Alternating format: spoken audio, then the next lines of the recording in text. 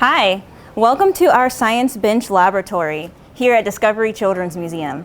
My name's Kim, and today we're going to be discovering something called elephant toothpaste. Fun science.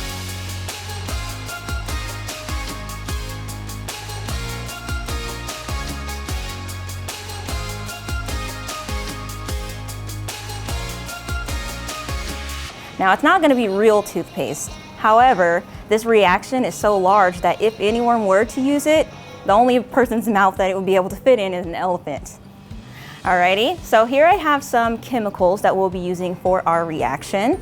In my cylinder, we have a combination of soap, dish soap like you would use at home, and then we also have a material called sodium iodide.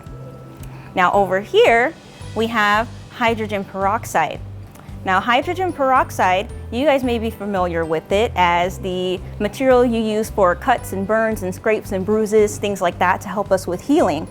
However, this hydrogen peroxide is a bit stronger than what you would be able to pick up from your local grocery store or pharmacy. This hydrogen peroxide is about 10 to 20 times stronger than our typical household peroxide, which means that it is actually highly corrosive. So as you guys can see, I do have some safety measures put in place to make sure that we get a nice, cool, but safe experiment today.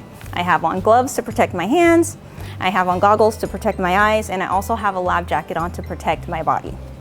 Alrighty, so what we'll do here is we're going to combine our hydrogen peroxide into our solution of soap and sodium iodide, and let's see what happens.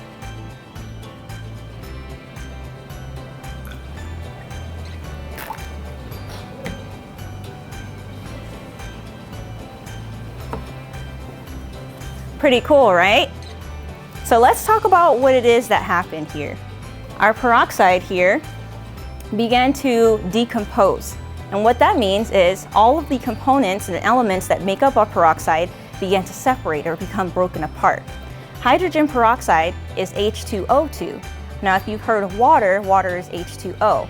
But what makes hydrogen peroxide a little bit different is it's got an extra oxygen molecule added to it. What happens in our reaction is the sodium iodide acts as a catalyst, which means it's something that speeds up the reaction, and it speeds up the reaction of the hydrogen peroxide being separated or decomposed.